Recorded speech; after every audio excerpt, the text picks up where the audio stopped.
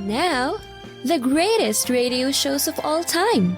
Suspense. The Shadow Node. Washington calling David Harding, counter-spy. Classic radio theater. The Great Gildersleeve. Fibber McGee and Molly. Dragnet.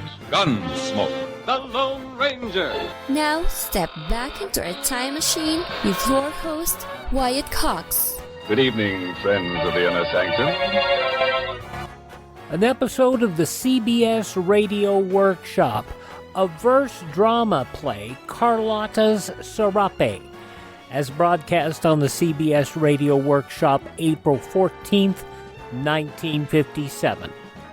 This is Maxwell Anderson, and I, together with Brooks Atkinson and Thornton Wilder, have just served as one of the judges on a verse playwriting contest conducted by the Academy of American Poets in association with CBS, which has resulted in money awards for the winners and a radio performance for the winner of the first prize.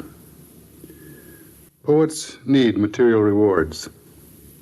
In an age when poetry is encouraged by monetary success, there has always been more poetry written than in an age when the cash returns for verse were few and meager. And the more verse written, the better the top grade is likely to be. Our own years have not been too kind to poets. They win few prizes, gain little recognition among us. Let us then be grateful to the Academy of American Poets and to CBS for honoring this noblest and most ancient of the arts. The CBS Radio Workshop, dedicated to man's imagination, the theater of the mind. Today, Carlotta's Serape, by a newly discovered young poet, Miss Rose Orenti, with a special score composed and conducted by Lawrence Rosenthal. And, to set the scene, Mr. Maxwell Anderson.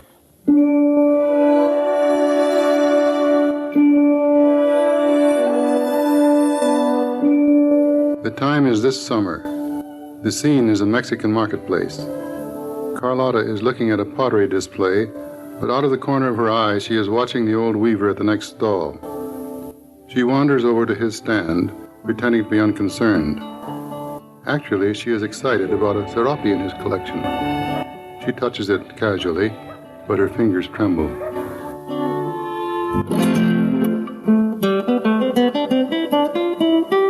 Sir, it happens that this wretched rag has caught my eye. Just now entering the square, I thought, is this really a serape or passing for one? But with all its faults, I can see it on my bedroom floor. In fact, it's somewhat striking. I imagine time will give it a grayish cast that's more to my liking. But until then, and you understand it may not do at all, what do you sell it for? Like a child or tourist, do you know a jewel from glass? 100 pesos. You're the typical merchant. Mercenary, crass. You call this a selection? What have you got, 4, 5 serapes? Well, if all you can do is shrug, I see I've turned off in the wrong direction. It only happens, does it, that this caught your eye? It happens that I've seen you pass this stall at least a dozen times today. What are you prepared to pay? Old man, you've got your gall. 25 and not a peso more. That's final and that's all. Perhaps you'd like it free. Since it's only to step on, you say, to crush beneath your heel. But is beauty mauled without remorse? No. Ravishment takes its own revenge. Of course, this may be what you want. All sorts of bargains go on, including the ones you make with yourself. Let's not wrangle.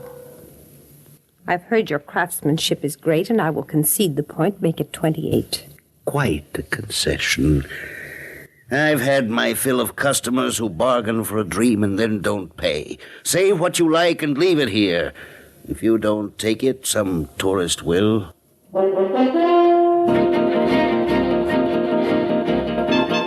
By and by, one will enter this square and feast his eyes on this serape.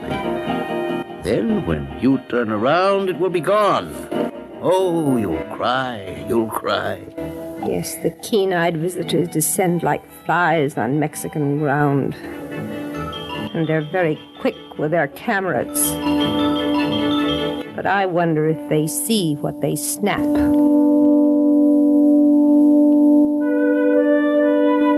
Orizaba with its crown of snow will make a touching photograph. Already I cry, old man. I wear myself out with grief. Each time our mountain dies, pressed airlessly in an album leaf. You do not cry for the mountain, no. Yes, I will say it. I saw your visitor, and you beside yourself with delight when he caught your image and reduced you to black and white. He called you Carlotta. Is that right? That's my name. But how do you know? How is it that you never sleep? On all this square, siesta strikes the timid. And while they nod, you sit among your wares and watch like God. You are unfair. I must watch to weave. I weave what I see. Old man? No, of course it couldn't be. Anything can be. Old man, have you woven me?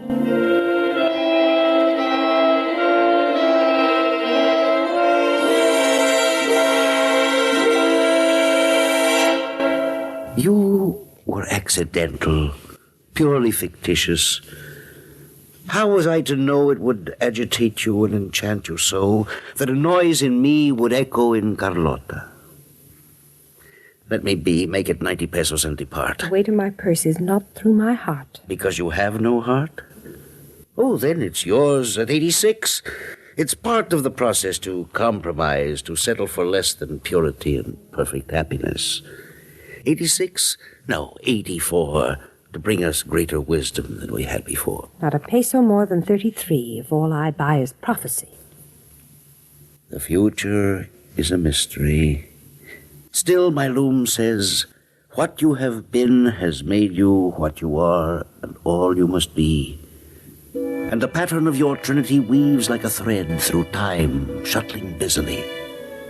Your face is hard and your voice is shrill, but within you melt like lava as a volcano crumbles in flame. Spill 80 pesos in my lap and let me forget your name. 80 pesos worth of philosophy? Were your shawl a full-length portrait, I could see the high demand you make of me. But it's only an episode. There's more. Have you seen? Do you know? Is it here? In the blue and the green, all here. Oh, they're lovely. I don't dare touch. Look at this. We should close this bargain, child. I haven't seen one in Mexico I liked so much. The guide never mentioned these. Could be a good reason. This old fellow looks rough. He doesn't aim to please. Well, he hasn't the face I'd like to kiss, but he sure can weave. Don't expect to get this for a song. I hope you're wrong, but I won't bet. You'd better do the talking. My Spanish is a mess. Sir, how much? This one, how much? Oh, no. 400 pesos. 400? How can you ask such a price? Sir, 400's too much. 200. Will you go away? You disgrace the acme of Mexico's art. He doesn't change his face. Now what do we say? I wish I knew. Keep bargaining, that's all we can do. I haven't the heart. Then let's go. Isn't that what he said? And come back. That might work. You think we should? Sure. It might do him good.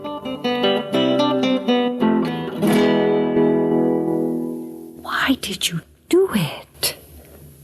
You could live for weeks on 200, and even an artist has to eat. As I thought, you're too quick with the tear. It's my function to weep. But you know this, and at least you do not mock as he did sometimes. Tell me, old friend, is that also here? In the yellow and this infinitesimal dot? It is here. It is also here. Tasco also? Also Tasco. How did you know? Or shouldn't I ask? Nothing escapes my sight. When you returned, you came to pray. You lit the taper, but it did not burn as brightly as your sorrow. And that's the gray, is it not? Near the fringe, this little sliver? Yes, the gray. I wondered, black or white, so I made it gray. I was glad you came back. Is Tasco still what it was, as they say? By law, it cannot change. But Tasco's of the eye and changes with the heart. Ah, Mexico's Olympus. I remember how treacherous pathways wind down from what is Pacos now to the silver mines. Are they still there? Oh, they are. April 14th, 1957, the CBS Radio Workshop on Classic Radio Theater with Wyatt Cox. You're listening to Classic Radio Theater with Wyatt Cox. Now more of the CBS Radio Workshop. The prize-winning competition piece, Carlotta's Serape, from April 14th, 1957. My friend called it Atmosphere. He named it the Candid Muse and saw it everywhere. I'm afraid I shall never see Tasco again. 200 would buy all that. As for 3, too fine a price, a legacy. Daughter, acquire your dream and I will relinquish mine. 63. 40. You gamble perversely to lose. It tempts me to make the sale.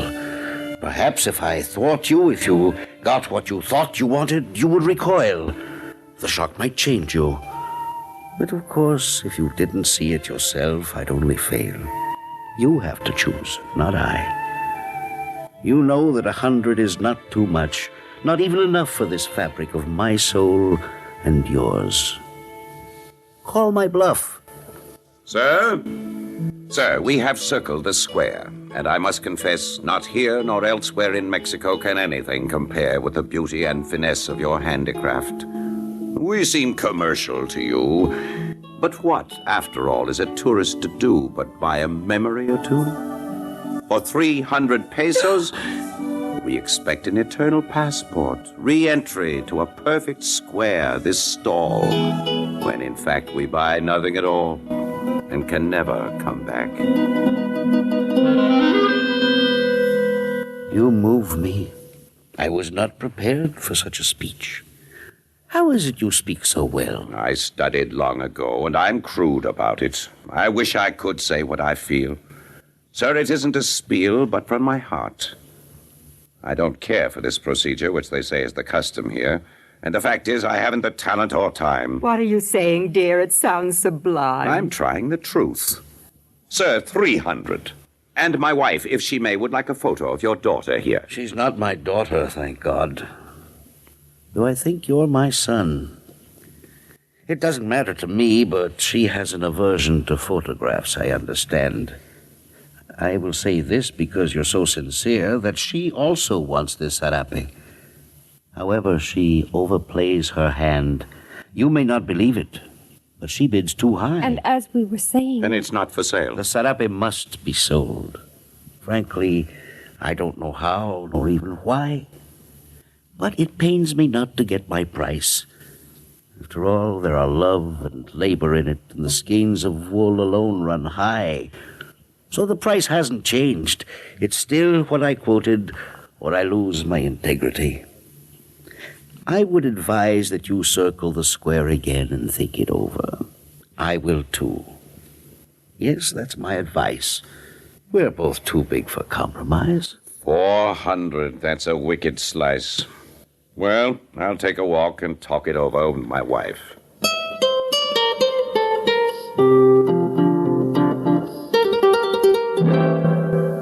They're all the same. He reminds It's me... not the same.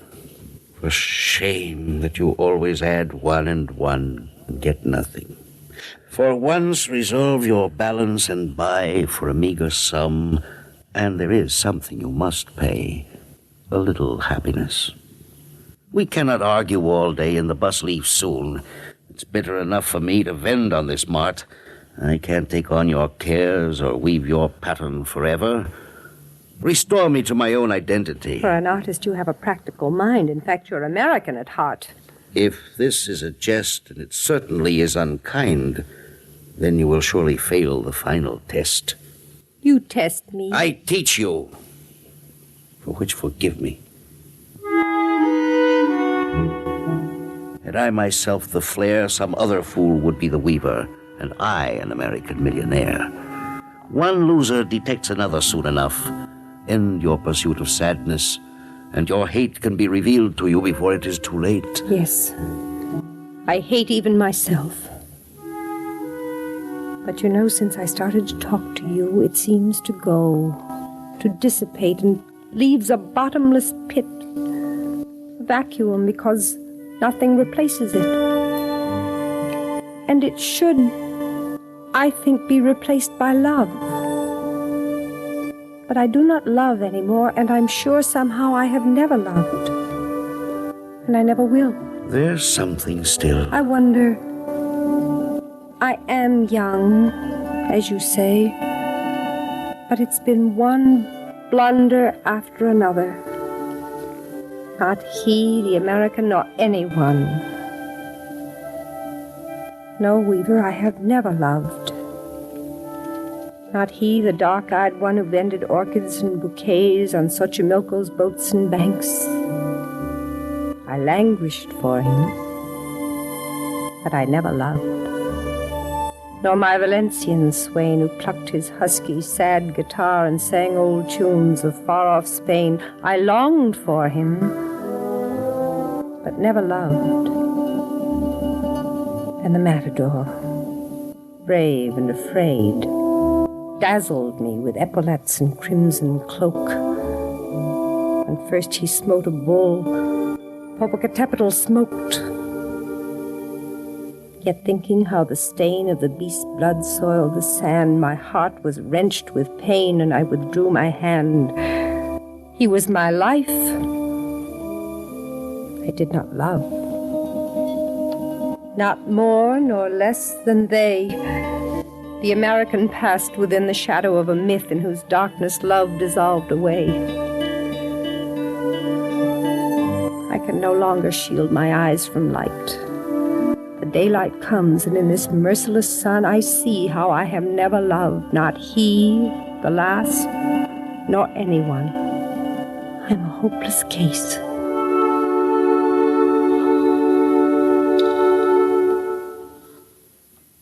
To know it is to claim redemption. From now on, when your heart cries, follow, do not pursue the anguish that calls out to you. Unlearn and learn until the patterns flow together and you weave your own Serape. But it is not easy, I think. No, not as the wink of an eye. It depends. You must want to try as I still do. I was not always a master weaver. Even yet threads get tangled in the loom, and I lament the poverty of my inspiration and sulk like a prophet of doom. It's hard to believe. Because for the most part, I learned that I cannot grieve. I must always wrestle with temptation, but my grief fares badly in the light of day. Weeping reproachfully outside my house, he mourns the bat-filled attic where he can no longer stay. Upbraids me for ingratitude, reminds me constantly how he partook of my largesse in solitude. Pity your exiled friend, grief sobs. And almost I decide as I soften to his tear-stained cheeks to call him back inside. Oh, pity, not because grief cries, how well I know this fawning look precedes his spate of lies, but that my house is lonely. Now he speaks, aware of this, more softly and persuasively, of all that we have shared. He argues life is static without the goad of misery. My heart is wrenched, and even as I gasp in prelude to fresh pain, his eloquence and tenderness become the sibilant hiss of a poisonous and fatal asp. He rushes to the door, and I throw my last weak strength against the panel at the knob. The weak walls tremble while I sob until with all the power that is left to me I shout, "Pity, yes! But not because you are my friend, but because you know no better than to be my enemy. True, the house is still. I peep through the keyhole, watching now how he falters down the road. I groan to think how he can find some other place to live, while I am alone. April 14th, 1957, the CBS Radio Workshop. The conclusion next on Classic Radio Theater with Wyatt Cox.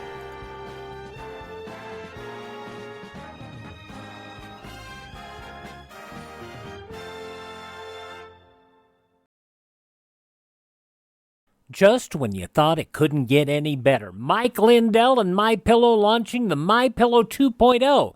Now, when Mike invented MyPillow, it had everything you could want in a pillow. Now, nearly 20 years later, he's discovered a new technology that makes MyPillow even better. Of course, the patented adjustable fill of the original MyPillow, but now with brand new fabric with a temperature-regulating thread, it's the softest, smoothest, and coolest pillow you'll ever own. Say goodbye to tossing and turning and flipping your pillow over in the middle of the night. And more great news on the MyPillow 2.0 buy one, get one free offer with my promo code Wyatt. MyPillow 2.0 is 100% made in the USA, 10-year warranty, 60-day money-back guarantee. Go to MyPillow.com, click on the radio podcast square to receive the MyPillow 2.0 buy one, get one free offer. Use my promo code Wyatt or call 1-800-928-4715.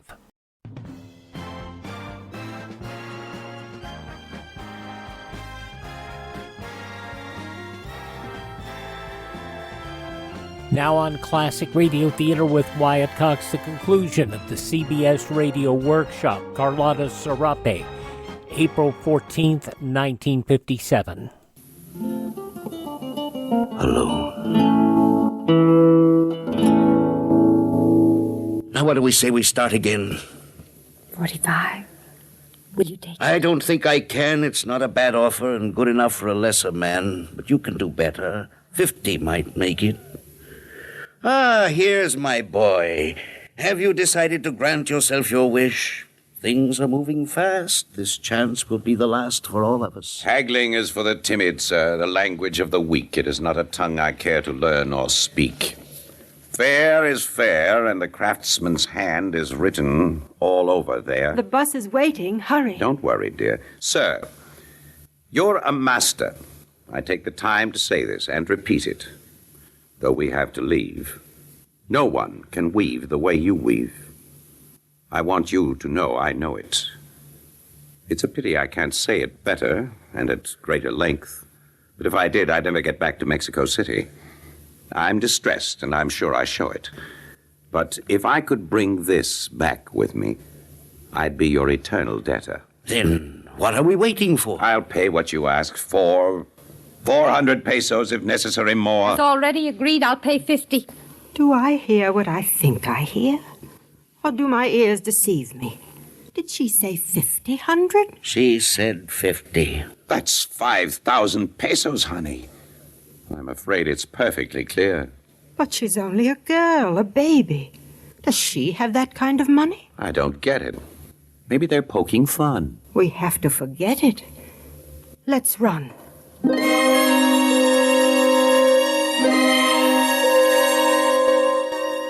It isn't true. Joy comes sorrowfully to you. I might have guessed. I don't deserve it.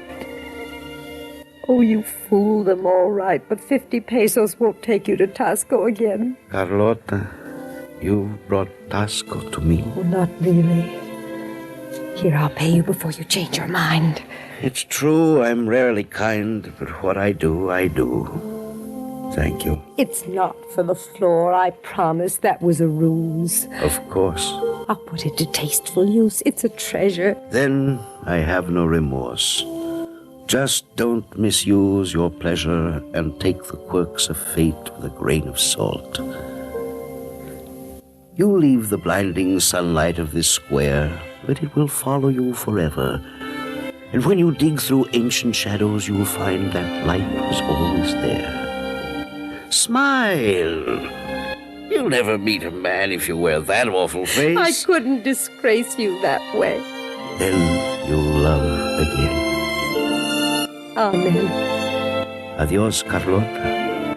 Adios, amigo. Keep watching.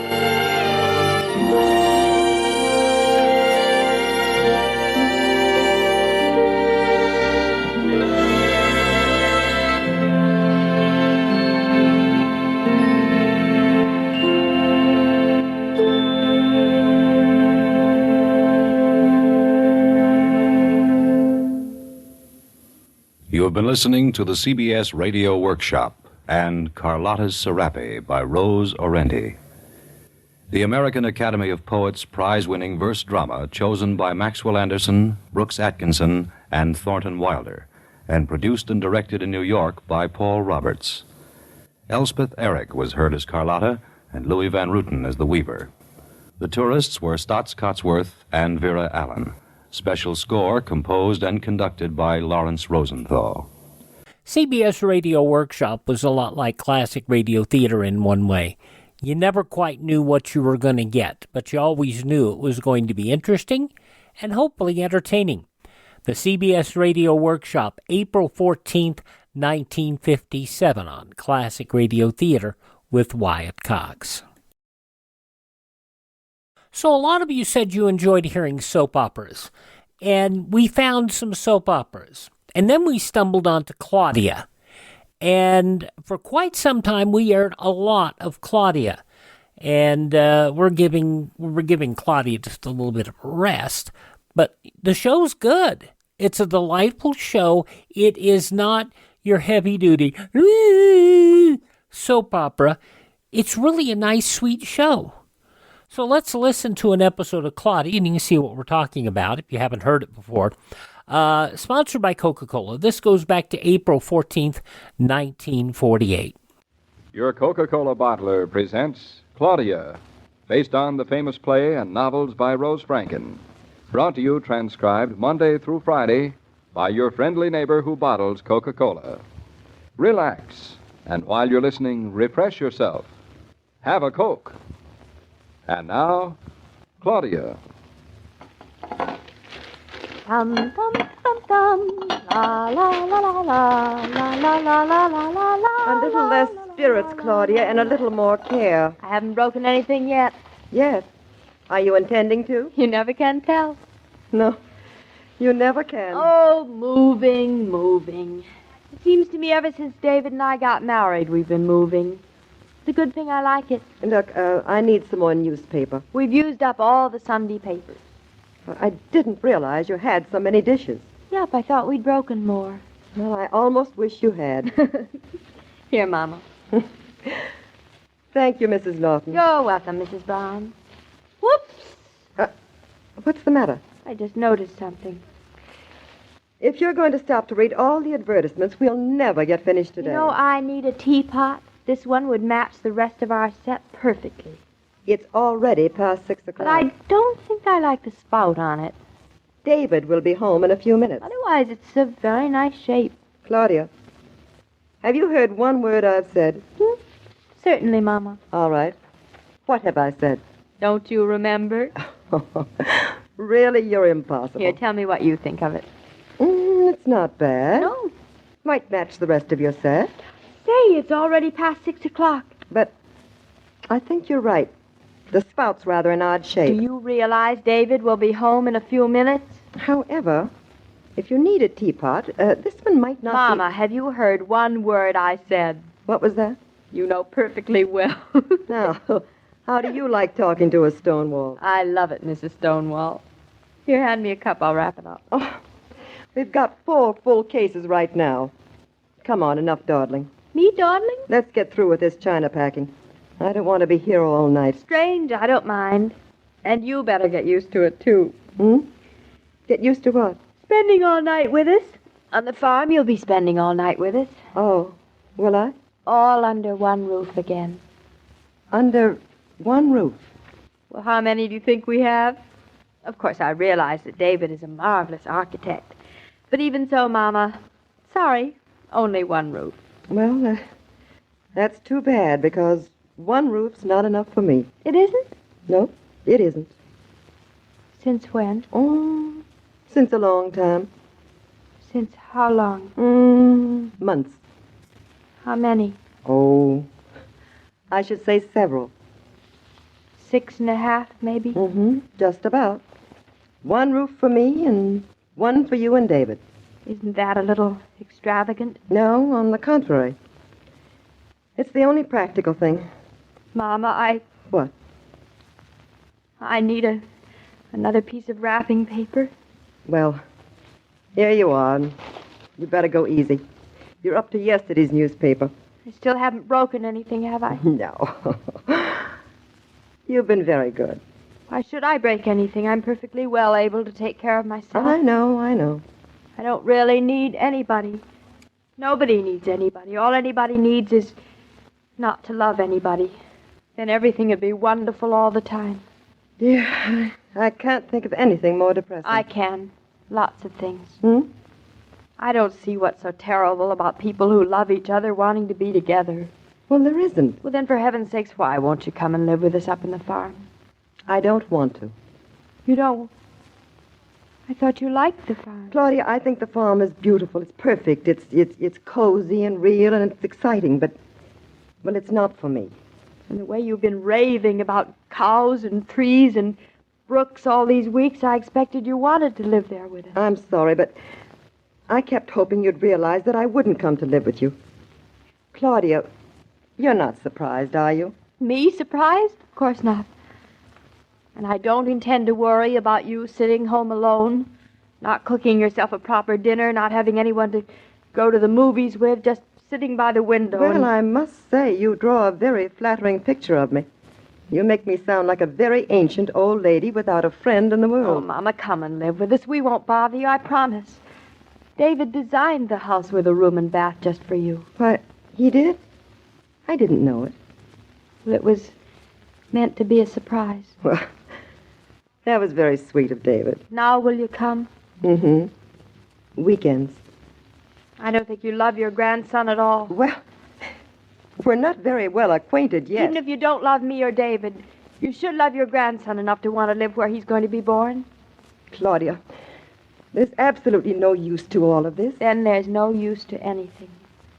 Mama, it's not as if we were going to live together in one tiny apartment. We have 80 acres. And what will I do? Pitch my tent on the very farthest end of your estate? I'm suggesting that you stop being so proud and independent and that you come and live with us. And, Mama, it's not because I can't get along without you anymore.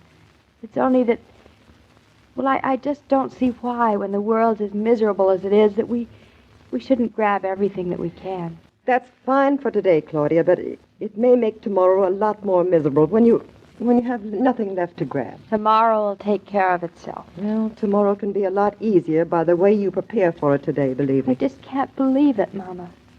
Your mind's really made up? Yes. It's been made up for a long time, Claudia. David's going to be very disappointed, that's all I can say. Oh, I don't think so. You know, it's not as if you were going to Kalamazoo or Siberia. I'll be right here whenever you want me. Oh, it's only a plate. I'm glad I broke it. That's David, I'll bet. Mama, my eyes aren't red, are they? Oh, David will never notice. My, what a domestic scene. We practically finished packing away the china, and I only broke one little saucer. Oh? Where did I put that little gold medal to hang on? Next time you move, David, she won't break any. Next time we move. I've had enough moving to last me a lifetime. I can well imagine. Well, we're finally moving into the house on Friday. You know, I can't believe it. I can't believe it either. Not at all like what I imagined it'd be like. Well, things never are. My goodness. What a lot of philosophy. Now, if you two will get out of here, I'll clean things up so we can get on with dinner. Mrs. Brown, you've done enough for one day. I will clean things up. Nonsense, and don't worry, I have no intention of cooking dinner. Go up out of your nose, go on. This kitchen is all yours. Very helpful around the house, your mother, isn't she? Oh, I can manage perfectly without her. It's just as easy to do something yourself as show some other person how to do it. More philosophy. Come on, darling. You can sit on the edge of the bathtub while I shave. That's big of you. David, when you're through, you can move these boxes out into the hall. You flatter me, Mother, but I'll do my best. Oh, darling. It's almost Friday. I wish we could have found a maid before we moved. In a way, I'm glad we didn't. I'd much rather start living with you in our house with nobody else around. Just the two of us. That's all that's necessary, isn't it? That's all, darling. It's going to be the two of us all our lives, isn't it? I suppose someday our children will marry, go away someplace, leave us. Now, hold your horses now. Our children. Aren't you looking a little far ahead? You might as well know what's coming. All I know that's coming is one small baby, and he's not coming until the end of June. That's not what I mean, darling.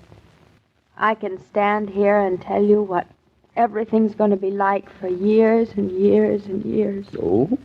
Since when have you developed second sight? It doesn't take second sight. All you have to do is decide the way you want things to be, and then it'll probably be just the opposite. But, darling, you don't sound like you at all. Don't I? No. That's good. Oh, David, you'll always be with me, won't you? I hope so. Just hope so. Well, that's the most I can do. Now, you run into the bathroom and wash your face and hands. Aren't you going to shave? Of course I'm going to shave. But I'm thirsty. I think I'll go in the kitchen and get a glass of water. Well, be quick about it. Yes, ma'am. Mother, come out from behind those cups and saucers. I want to talk to you. Well, now what? Claudia's washing. She won't hear us. Oh, then she told you. No, she didn't say anything. Oh. Not directly, anyway. So you've decided not to move up to the farm with us, huh? Yes, that's what I've decided. Yeah, I thought so. Oh, you're as bad as Claudia. You're only moving 1 hour from New York.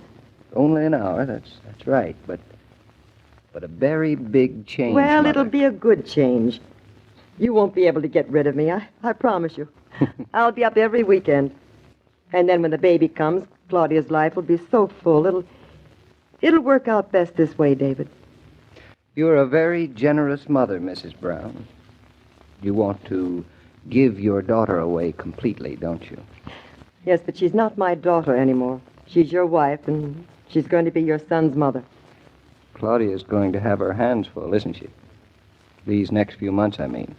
Getting the house settled and then the baby. I wish we could have found a maid before we moved in. Well, the busier she is at first, the better. Well, Mother, I think we ought to make it as easy for Claudia as possible. I think you ought to come and live with us for a while at first until we find our bearings. David, you don't want me. This is your home. It's yours and Claudia's. It is our home. We can do with it as we like, and what we like is to have you with us. Well, I'm very flattered. Well, don't be.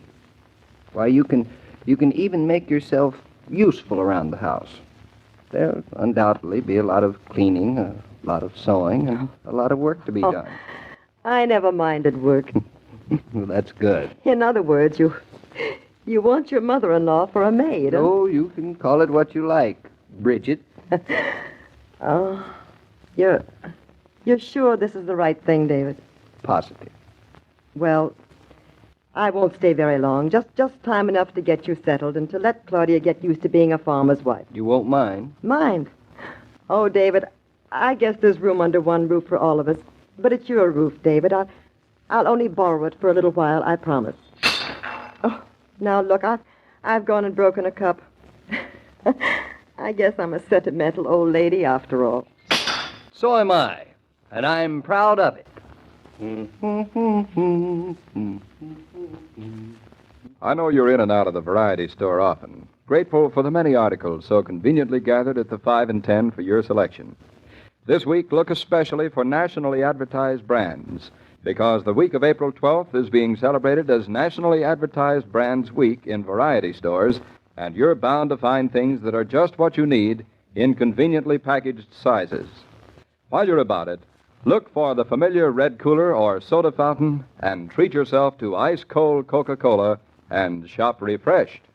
Well, Mr. King, it looks like I was talked into something, doesn't it? And Claudia will be mighty glad that you were, Mrs. Brown. Well, I admit it. I'm glad, too, and I think David was right. You don't wean a mother all at once. Well, are you going to be leaving on Friday with Claudia and David? I think I'll join them on Monday. I'll give them the weekend. Well, tomorrow night's going to be Claudia and David's last night in town, then. Wonder how they'll spend it. I wonder. I have a feeling that it's going to be a pretty important evening in their lives. Well, I have a feeling your feeling is right. Well, we'll find out how that important evening is spent tomorrow. Well, see you then. Goodbye. Goodbye, Mrs. Brown. As I was about to say, every day, Monday through Friday, Claudia comes to you transcribed with the best wishes of your friendly neighbor who bottles Coca-Cola. So listen again tomorrow at the same time. And now this is Joe King saying au revoir. And remember, whoever you are, whatever you do, wherever you may be, when you think of refreshment, think of Coca-Cola. For Coca-Cola makes any pause the pause that refreshes. And ice-cold Coca-Cola is everywhere. This broadcast of Claudia was supervised and directed by William Brown Maloney. Back in the days where every town had a Coca-Cola bottler, I lived in a town of about 25,000 in Emporia, Kansas. And I have to tell you that I went through the tour there several times just because I enjoyed it. Got some unstamped bottle caps. That was fun. Originally broadcast on April 14th, 1948, Claudia, here on Classic Radio Theater with Wyatt Cox. Visit our webpage if you wouldn't mind, classicradio.stream. You can stream our shows on demand, learn about building a classic radio collection of your own. You can contact me, find our social media links, and if you're so inclined to support the show, you can buy me a coffee. Now, the Buy Me a Coffee money doesn't buy me coffee. I don't drink coffee. I don't really drink Coke anymore either. No, but what you can do with that what we do with that Buy Me a Coffee money is we use it to help acquire additional classic radio collections, and we also use it to maintain our distribution channels. That's the Buy Me a Coffee link at classicradio.stream. Thank you for tuning in. Thank this station. Support their advertisers. And please tell all your friends the greatest radio shows of all time are right here at this spot on the dial. Classic Radio Theater with Wyatt Cox on your favorite station.